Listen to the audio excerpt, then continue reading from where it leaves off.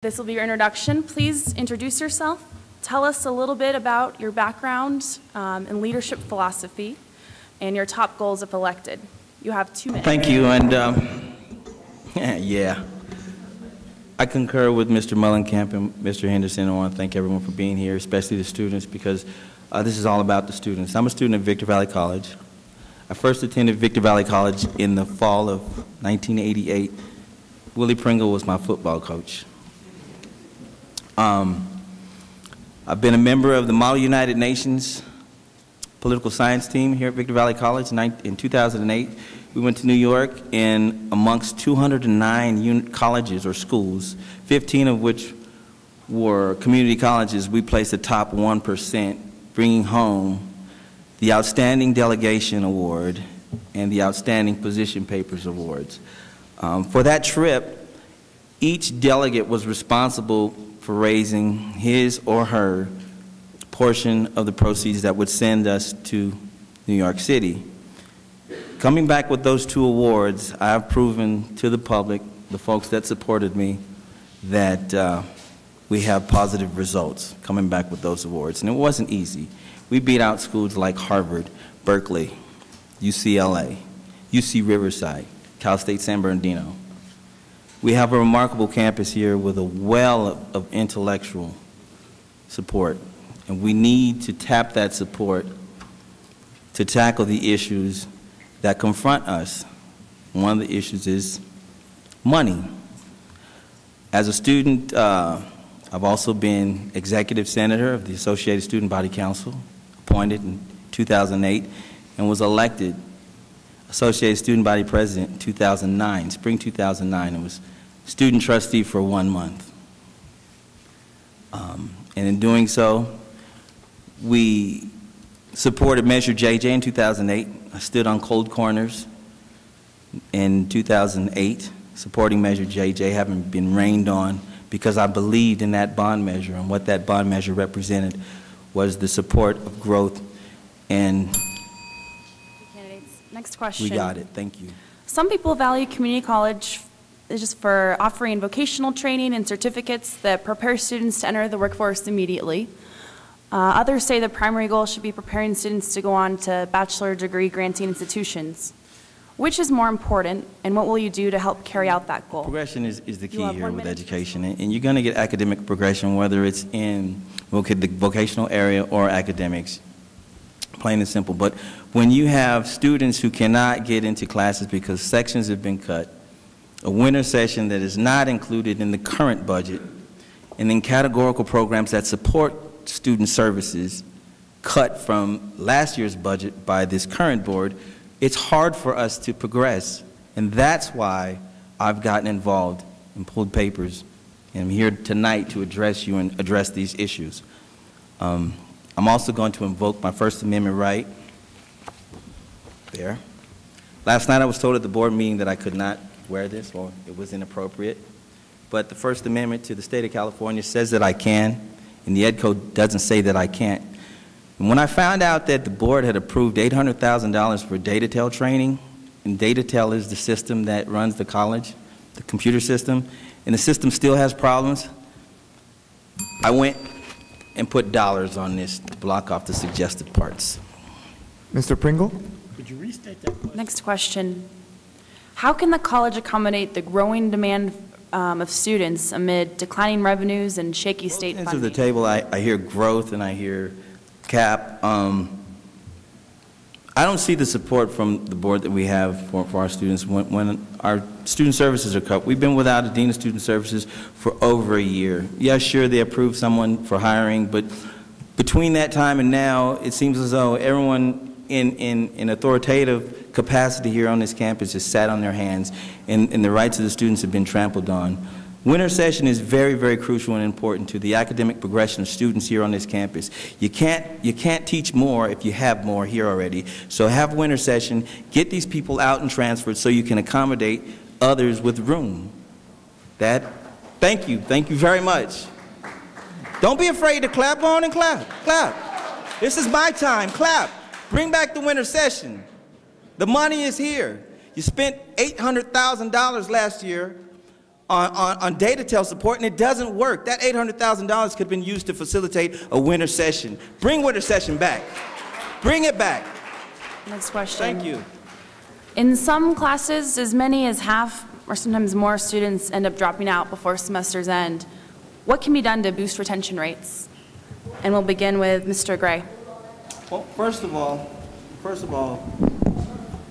students coming to school is a financial burden for students. And when you don't get your financial aid until 8 weeks into the semester, how can you expect to finish your classes? You have to worry about gas in the car. You have to worry about books. Thank you. There's all these other things, and then there's midterms you have to take. And by that time, you're already finished. If you're not concentrating on classes. If you can't concentrate on your academics, you will not succeed. And not having a student services dean, we didn't have someone to talk to about why the lines of financial aid are so long. Why are the business so long for us to get our financial aid when the money is here? We have to wait 8 weeks into the semester. That's midterms almost, okay? So free up the lines. Free up the money. If a person drops out, that's on them in the Department of Education. But for the most part, the students that are here to succeed. Thank you. Thank you. Our next question. What grade, A through F, would you give the current board and why? Last August, the current board voted to approve a budget 4-to-1 that cut funding to crucial student service programs like EOPS. EOPS is a program that supports students that come from low financial means. They also voted on laying off staff members. It's kind of hard to serve the students if you don't have the people to serve in that capacity. I was one of the only students to advocate for the winter session last year. I got a meeting with Dean Williams, Dr. Silverman, and Dean Moran, and we got a winter session survey. And out of that winter session survey, I went around and promoted that winter session survey to make sure students participated in taking that survey. We got 1,400 students to participate in classes for 1,400 students. So the money's there. They just have their priorities. They're not for us completely. We need a school that serves students, not students that serve the administration. And that is what we have here on this campus. Don't be afraid to clap. And Mr. Gray, what grade was that you gave the current board? I gave the current board, everyone's minus is plus. Angela Baez is the only board member that gets a passing grade, in my opinion. And it's a passing grade, and D is passing. Okay, we're moving to our audience questions. The first audience question, what are your plans in regards to improving VVC parking?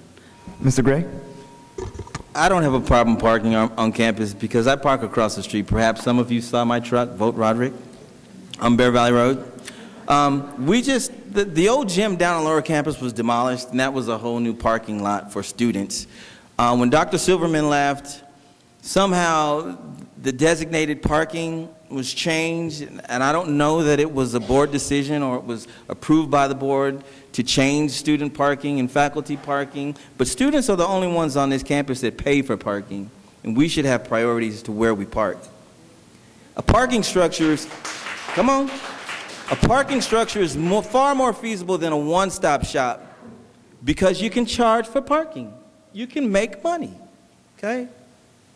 I don't have a problem with parking. Like I said, I don't park on campus when school starts anyways because it's a traffic jam trying to get off and go to lunch. But if they allow us to park on the dirt fields or even pave some of these dirt fields that we have, this vacant property, to accommodate the extra growth, we could solve that problem. And it probably wouldn't cost that much money, and you could use bond money to do it. Instead of spending $500,000 on rocks in front of the campus, give us another parking lot. We'll move to our next question. The college is in the process of selecting a new president. What are you looking for in the next president at VVC? Mr. Gray? First, I was afraid. I was petrified. When I found out that the college president here makes $203,000 a year, I mean, Does he really need to make that much money? I don't think so. I sat in Dr. Silverman's office one day, and I saw a part of what he did, not everything, but I was like, wow, I'd like to be a college president one day. You get to have somebody show you what color pen to use to sign contracts. Use a blue one, use a black one for here. $203,000, it's too much money. I don't know what mark you make, but it's probably too much too. We need someone who's local, someone who's hired from within the circuit of VVC, who has a vested interest in the community, not someone that lives in Palm Springs, not someone that comes from Bakersfield, not someone that lives down the hill. And Dr. O'Hearn is definitely not the candidate. He doesn't have a good rapport with me as a student or other students. I like Dr. Silverman's open door policy. If I had a problem, I could email Dr. Silverman. I emailed him about the winter session survey, got a response right away. Okay, next question. We're gonna shorten the time limit for to 30 seconds. We have a couple more we want to get through in a short time. So you have 30 seconds. The next question: why not expand the nursing program when there is such a terrible nursing shortage? The state mandates that the school or the district has a 3% reserve. The board mandate is a 5% reserve. In that 5%, there's an extra 2% or another 2% of money that could be used for winter session. If you cannot get into the program if you don't take the prerequisites to get into the program. It's a 2-year wait. And if you don't have the classes, you can't get in the program. And by the time you get to that 2-year stretch, only the dedicated nurses, students in the nursing program end up getting into the program. It's too long of a wait. We need more classes. We need to...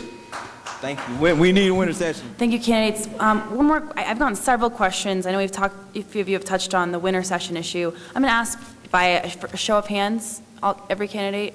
Under the circumstances, did you support or do you think it was right for the college board to cancel this fall's winter session to save about $550,000? By a show of hands, those of you who were in support of it under these circumstances? The 3, okay. Okay, and for those who weren't, we're going to quickly go through and please, just in less than 15 seconds if possible, tell us where you would have found the money to put it on if you didn't support it and why it was necessary to cut it if you were in favor of it. Aren't you here for the support of academic progression of students? Use that money. That's where the money is. Use it for the winter session so that students can transfer and we can accommodate other students that intend to transfer. Thank you, candidates. Now is the time for your closing statements. This is your chance to deliver some closing remarks, summarize why voters should support your candidacy. You will have 1 minute for these closing remarks. Nothing is an absolute statement. Winter session was cut.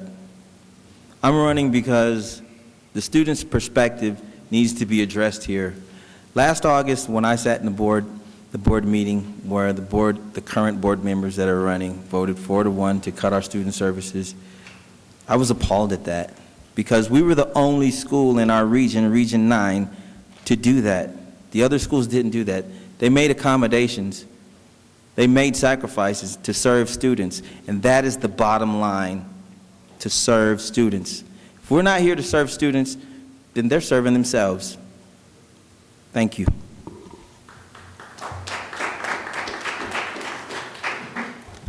Well, thank you, candidates, and thank you, audience members, for joining us.